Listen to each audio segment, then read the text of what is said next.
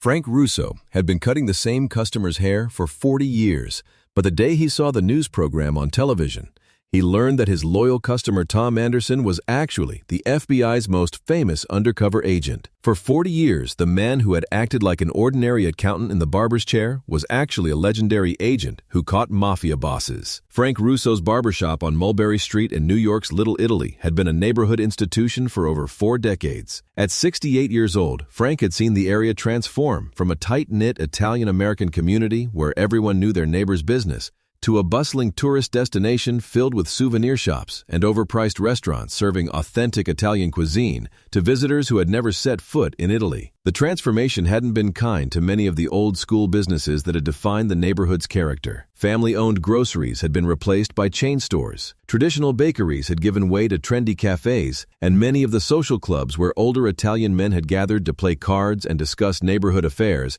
had either closed or been converted into upscale dining establishments. But Frank's barbershop remained unchanged, a time capsule from an earlier era. The red, white, and green striped pole outside still rotated hypnotically, advertising traditional barbering services to anyone who cared to look. Inside, 3 vintage barber chairs from the 1950s sat in a row, facing a wall of mirrors, their leather upholstery cracked but still comfortable, their chrome fixtures polished to a shine that reflected decades of careful maintenance. The shop's decor told the story of Frank's life and the neighborhood's history. Faded photographs showed Frank as a young man learning the trade from his father, who had opened the shop in 1952 after immigrating from Sicily. Black and white images captured neighborhood celebrations, local sports teams, and the faces of customers who had become friends over the years. A small shrine in one corner honored Frank's parents and his wife, Maria, who had passed away 8 years earlier after a long battle with cancer. Among all his regular customers, Tom Anderson was perhaps the most reliable and, paradoxically, the most mysterious. Every Tuesday at 10:30 a.m. sharp,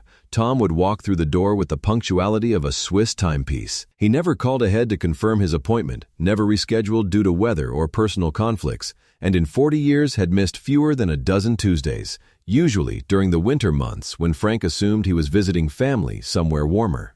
Tom appeared to be in his early 70s, though his exact age was one of many details about his life that remained unclear despite 4 decades of regular interaction. His silver-gray hair was always perfectly maintained between visits, suggesting either excellent genetics or meticulous personal grooming. He dressed conservatively in dark suits that looked expensive but understated, the kind of clothing that conveyed respectability without drawing attention. He spoke with a slight Midwestern accent, perhaps from Ohio or Indiana, though he had never mentioned his hometown specifically. When Frank had asked early in their relationship where Tom was from originally, he had received a vague response about moving around a lot during his younger years. Tom claimed to be a retired accountant who had moved to the neighborhood in 1983, drawn by its quiet charm and reasonable rent prices. What made Tom unusual among Frank's clientele wasn't any particular quirk or memorable characteristic, but rather his complete lack of distinguishing personal details. In 40 years of regular visits, Frank had never learned anything substantial about Tom's life outside the barbershop. He didn't know if Tom was married,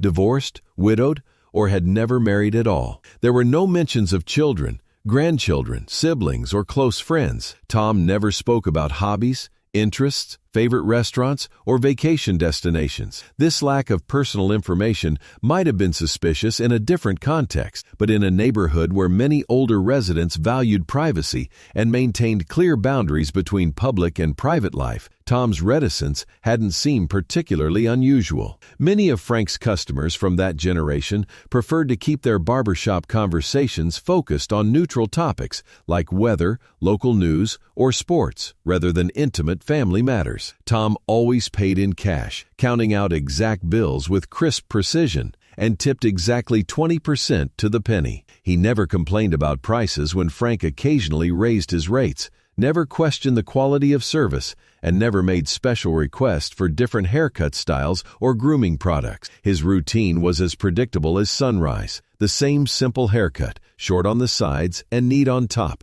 Nothing fancy or fashionable, just clean and professional. During his appointments, Tom would sit quietly in the chair, occasionally making polite comments about current events or neighborhood changes, but rarely initiating conversations or sharing personal opinions about controversial topics. He seemed well informed about local and national news, often demonstrating knowledge of complex political or economic issues that suggested he was well educated and kept current with world events. However, his comments were always measured and neutral, never revealing his personal political leanings or strongly held beliefs. Tom appeared to be in his early 70s, though his exact age was one of many details about his life that remained unclear despite 4 decades of regular interaction. His silver-gray hair was always perfectly maintained between visits, suggesting either excellent genetics or meticulous personal grooming. He dressed conservatively in dark suits that looked expensive but understated, the kind of clothing that conveyed respectability without drawing attention.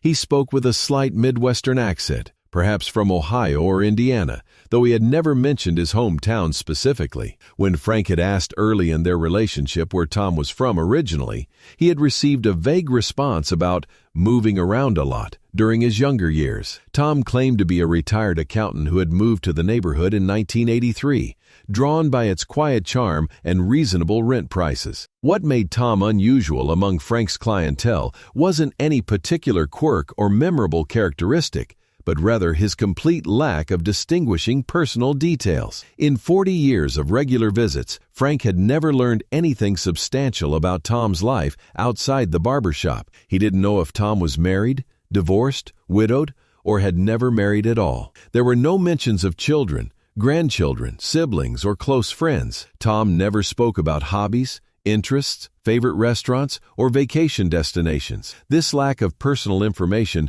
might have been suspicious in a different context, but in a neighborhood where many older residents valued privacy and maintained clear boundaries between public and private life, Tom's reticence hadn't seemed particularly unusual. Many of Frank's customers from that generation preferred to keep their barbershop conversations focused on neutral topics like weather, local news, or sports, rather than intimate family matters. Tom always paid in cash, counting out exact bills with crisp precision, and tipped exactly 20% to the penny. He never complained about prices when Frank occasionally raised his rates, never questioned the quality of service, and never made special requests for different haircut styles or grooming products. His routine was as predictable as sunrise, the same simple haircut, short on the sides and neat on top.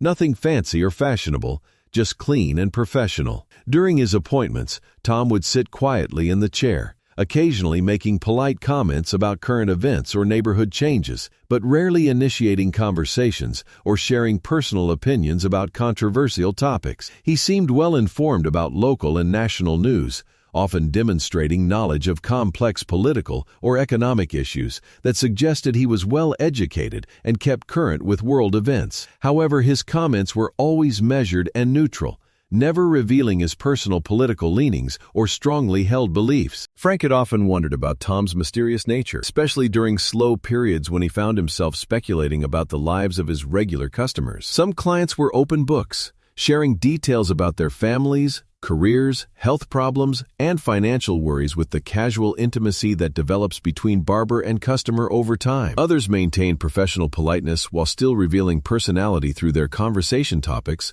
humor, or reactions to news events. Tom Anderson fell into neither category. He was neither chatty nor completely silent, neither friendly nor cold. He existed in a middle ground of pleasant neutrality that Frank had initially attributed to shyness or reserved personality. As years passed, Frank had simply accepted Tom's private nature as part of his character, like some customers who always wanted to discuss baseball or others who invariably complained about politicians. On this particular Tuesday morning in November 2023, Frank was running slightly behind his usual schedule. His 9:30 appointment, Mrs. Benedetto from down the street, had been particularly chatty about her grandson's wedding plans, and her simple trim and style had stretched into a 45-minute conversation about venue selection, guest lists, and the rising cost of wedding photography. Tom arrived to find Frank still working on Mrs. Benedetto's hair, applying the final touches of hairspray to her weekly set. True to his consistent character, Tom showed no signs of impatience or irritation at the delay. He simply took his usual seat in the small waiting area, the same chair he had chosen for 40 years. near the window where he could watch pedestrians passing on Mulberry Street. Picked up a 3-month-old copy of Sports Illustrated from the side table and began reading with apparent interest. Frank had always appreciated Tom's patience and understanding about scheduling irregularities. Unlike some customers who became visibly agitated when appointments ran late or who made pointed comments about time management, Tom seemed genuinely unbothered by delays. He never checked his watch, never sighed with frustration, never made Frank feel rushed or guilty about providing thorough service to other clients. Frank had the small television in his shop tuned to New York 1, the local New York news station, as was his habit during morning hours. The volume was kept low enough not to interfere with conversation, but the program provided background noise and occasional topics for discussion with customers who were interested in current events. The morning news cycle typically covered traffic updates, weather forecasts, and local political developments that affected neighborhood residents. As Frank finished with Mrs. Benedetto and began preparing his station for Tom's haircut, the news program was transitioning to its late-morning feature segment. These stories usually focused on human interest topics, local business spotlights, or interviews with notable community members. Frank paid minimal attention to the announcement as he focused on cleaning his tools and arranging fresh towels. But he heard the anchor mention something about an exclusive interview with a recently retired federal law enforcement official. Tom moved from the waiting area to Frank's second chair, the one positioned between the front window and the central mirror. This had been Tom's preferred chair since his first visit in 1983, and Frank had learned over the years to keep it available during Tom's Tuesday time slot. Frank draped the familiar blue cape around Tom's shoulders, fastening it with the practiced efficiency of someone who had performed the same ritual thousands of times. "The usual?" Frank asked, as he always did, though Tom's answer never varied. "The usual," Tom confirmed, settling back into the chair with the relaxed posture of someone completely comfortable in familiar surroundings. After a commercial break featuring advertisements for local restaurants and automotive services, the news program returned with its featured story. The camera showed a distinguished-looking man in his 70s sitting in what appeared to be a comfortable study or den, surrounded by bookshelves and framed certificates. He was being interviewed by Sarah Martinez, New York One's senior investigative reporter, about his recently concluded career in federal law enforcement. Frank was concentrating on the precise work of trimming the hair above Tom's left ear when the interview subject began discussing his most celebrated case, a 3-year undercover infiltration of the Colombo crime family that had resulted in 47 arrests and the conviction of multiple high-ranking organized crime figures. The operation, he explained, had required him to assume a completely fabricated identity and maintain that persona for years while gathering evidence from within the criminal organization. Something about the man's voice caught Frank's attention. The cadence, the slight Midwestern inflection, the measured way of speaking, it sounded remarkably familiar. Frank glanced up at the television screen while continuing his cutting motion, curious to see the face that belonged to the recognizable voice. What he saw made him freeze in place, his scissors halfway through a precise cut above Tom's ear. The man on television looked exactly like Tom Anderson, not merely similar or reminiscent, identical in every detail. Same distinguished features, same silver-gray hair, same conservative bearing, same slight smile that Frank had seen reflected in his shop mirrors every Tuesday for 40 years. But the name graphic displayed on the screen read Special Agent Michael Stevens, FBI retired. Frank stared at the screen in disbelief, then looked down at Tom's reflection in the mirror. Tom was sitting calmly, watching the television with apparent interest, as if nothing unusual was happening. But when their eyes met in the mirror, Frank saw something he had never seen before in 40 years of weekly encounters. A flicker of something that might have been recognition, resignation, or perhaps relief. "That's," Frank began, his voice barely above a whisper, "that's you on television." Tom, or whoever he really was, continued watching the screen for a moment before responding. "Yes, Frank," he said quietly, his voice carrying the same calm tone he had used to discuss weather and neighborhood news for 4 decades. "I suppose it's time we had an honest conversation." Frank set down his scissors with trembling hands and moved around to face the man he thought he had known for 40 years. "You're an FBI agent? You've been lying to me all this time?" "Not lying exactly," the man replied, meeting Frank's gaze directly. "More like maintaining necessary operational security. Tom Anderson was my deep cover identity. I've actually been Tom Anderson, longer than I was Michael Stevens in any meaningful sense. The full impact of the revelation began to sink in as Frank processed what he was hearing. His quiet, unremarkable customer, the man he had assumed was a boring, retired accountant with no interesting stories to tell, was actually one of the FBI's most successful undercover operatives, responsible for dismantling major criminal organizations. "But you said you were an accountant," Frank protested, struggling to reconcile 40 years of assumptions with this impossible reality. "You talked about working with numbers, having an office downtown, dealing with difficult clients during tax season." "I did work with numbers," Michael explained patiently. "Evidence files, surveillance reports, financial records of criminal enterprises. And I did have an office downtown at 26 Federal Plaza, FBI New York Field Office. The difficult clients were crime family members who were suspicious of everyone and everything. I never technically lied to you, Frank. I just allowed you to draw your own conclusions about what kind of accounting work I did." As the television interview continued, Frank learned more about his customer's real career than he had discovered in 40 years of regular interactions. Special Agent Michael Stevens had specialized in long-term undercover operations targeting organized crime families throughout the Northeast. His assignment history included infiltrations of the Gambino, Genovese, Lucchese, and Colombo families, often requiring him to maintain false identities for years at a time while gathering evidence from within these closed criminal societies. The news report detailed some of Stevens' most significant cases, including his role in Operation Nightfall, a multi-year investigation that had resulted in the prosecution of over 200 organized crime figures. His undercover work had been instrumental in gathering evidence of murder, extortion, racketeering, and drug trafficking activities that had previously been impossible for law enforcement to document. "Your barbershop routine," Michael continued, "was part of my deep cover maintenance. Having a regular appointment here every Tuesday for 40 years made Tom Anderson seem like a real person with genuine community connections. If anyone ever investigated my background, they would find a guy who went to the same barber every week, paid his bills on time, and had been quietly living in the neighborhood for decades." Frank sank down into his own barber chair, overwhelmed by the magnitude of the deception. "So all those years, you were using me, using my shop as some kind of prop in your fake life?" Michael's expression softened with what appeared to be genuine regret. "It started that way, yes.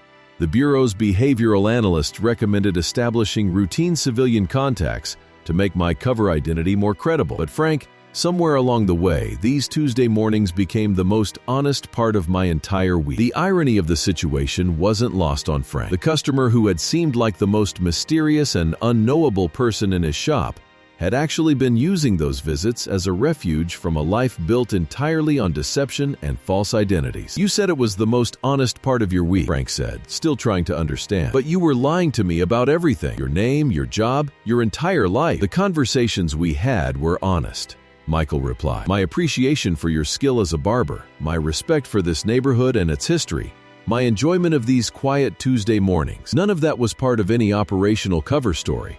Those feelings were completely genuine." Frank began to reconsider 40 years of interactions, looking for clues he might have missed or signs that something wasn't quite right about Tom Anderson. He remembered periods when Tom had seemed particularly tired or stressed, appointments where he had been more quiet than usual, times when he hadn't appeared for several weeks in a row, the times when you disappeared for a month or more, Frank said. "You were deep undercover somewhere else, usually. Sometimes I was testifying in federal trials under protective security measures. Sometimes I was so deep in character that I couldn't break cover even for something as routine as a haircut. I always tried to return to our Tuesday schedule as soon as operations permitted." The television interview was providing additional details about the personal cost of long-term undercover work. The reporter asked Michael about the psychological challenges of maintaining multiple identities, the isolation of being unable to form genuine relationships, and the difficulty of returning to normal life after years of living as someone else. "It's like being an actor who never gets to leave the stage.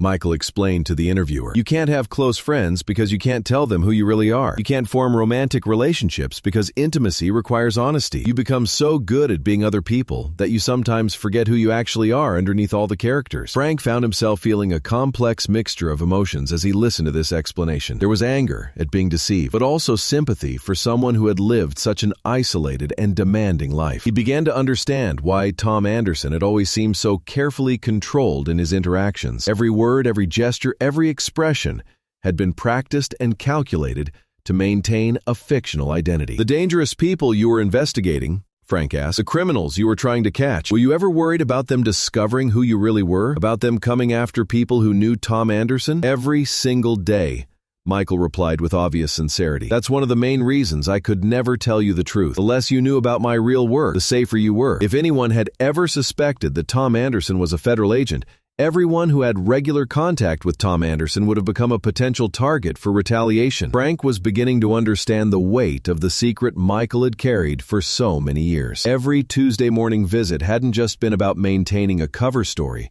It had been about protecting Frank and everyone else in the neighborhood from the dangerous criminal world that Michael inhabited in his professional life. Some of the families you were investigating, Frank said, remembering the old neighborhood connections and rumors about organized crime activity in Little Italy. They probably came through this area. Some of them might have even been customers in this shop. Michael nodded grimly. More than once, I got my hair cut in this chair on Tuesday morning, then sat in a restaurant with suspected Colombo associates on Wednesday evening, pretending to be a small-time bookmaker looking to expand his operation. There were occasions when I wondered if anyone would recognize Tom Anderson, if anyone would notice that he looked familiar. The television interview was now showing file footage from some of Michael's major cases. Courtroom scenes, arrested suspects being led away in handcuffs, press conferences announcing successful prosecutions. Frank realized he was looking at the results of work that had been planned and executed by the quiet man who sat in his barber chair every Tuesday morning.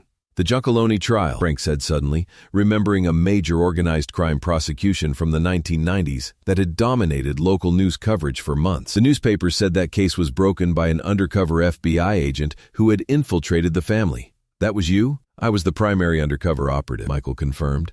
I spent 3 years as Tony Castellano, supposedly a bookmaker from Philadelphia, looking to establish operations in New York. I attended family dinners, went to weddings and funerals, became trusted enough that they discussed their real business activities in front of me. Frank shook his head in amazement. And then you would come here on Tuesday mornings and sit in that chair like nothing was happening, like you were just an ordinary retiree, with nothing more exciting going on than paying bills and watching television. This place was my sanctuary, Michael said quietly, when everything else in my life was a performance. When I was constantly monitoring every word I spoke and every expression on my face. Coming here was the closest thing I had to being myself. The revelation raised profound questions about the nature of their relationship and the authenticity of human connection under such circumstances. Did you ever want to tell me the truth? Frank asked. Were there times when you wanted to share what was really happening in your life? Michael was quiet for a long moment, and Frank could see genuine emotion in his expression. Many times, especially after some of the more difficult operations, there were cases that haunted me, things I witnessed that I couldn't discuss with anyone in my professional circle. You were probably the person I spent the most consistent time with over the years, Frank. In some ways, you knew me better than my FBI colleagues did, even though you didn't know what I did for a living. But I didn't really know you at all, Frank protested. You knew the parts of me that were real, Michael replied, the appreciation for traditional craftsmanship, the respect for neighborhood history, the value I placed on routine and reliability. Those aspects of my personality weren't part of any cover story. Those were genuine elements of who I am as a person. As they continued talking, Frank began to reconsider 40 years of weekly interactions, looking for signs he might have missed that would have revealed Tom Anderson's true identity. He remembered Tom's unusual familiarity with current events, his ability to discuss complex news stories with remarkable insight, and his occasional comments about law enforcement that had seemed unusually well-informed for a retired accountant. You probably knew more about crime in this neighborhood than anyone, Frank realized. You had access to police reports, FBI intelligence, information about investigations that never made the newspapers. Part of my job was staying informed about criminal activity throughout my coverage area, Michael confirmed. Though I could never share that information or give you warnings about things that might be developed, that was one of the hardest parts of maintaining my cover. Sitting in this chair, listening to you worry about neighborhood crime and not being able to tell you that federal agents were working on exactly the problems you were concerned about. The television interview was beginning to wind down, with the reporter asking Michael about his retirement plans and his reflections on his long career in law enforcement. Frank listened as his customer of 40 years spoke eloquently about the importance of protecting society from organized crime, the personal sacrifices required for successful undercover work, and his gratitude for having been able to serve his country in such a meaningful way. "What happens now?" Frank asked. "Now that your identity is public knowledge, now that everyone knows who you really are, Tom Anderson is permanently retired," Michael said with a slight smile. "No more cover stories, no more false identities, no more carefully constructed lies. For the first time in over 30 years, I can just be myself without worrying about maintaining operational security." "And will you keep coming here? Will you still want Tuesday appointments?" Michael nodded without hesitation. "If you'll have me. This routine, this place, these conversations, they've been the most stable and genuine part of my life for 4 decades. I'd very much like to keep coming, if that's acceptable to you." Frank looked at the man he thought he had known, seeing him now with completely different eyes, but recognizing elements of character and personality that had remained constant throughout their long relationship. The revelation had been shocking, but it also explained so many things about Tom's careful speech patterns, his lack of personal details, his mysterious absences, and his unusual knowledge of current events. "Of course you can keep coming," Frank said, "but I think I have about 40 years' worth of questions I'd like to ask you." Michael laughed, the first completely unguarded, genuinely relaxed laugh Frank had heard from him in all their years together. "I suppose I owe you some honest answers, though there are still some operational details I can't discuss, even in retirement." As Frank resumed the haircut that had been interrupted by this life-changing revelation, he found himself looking at his customer with a mixture of amazement, respect, and newfound understanding.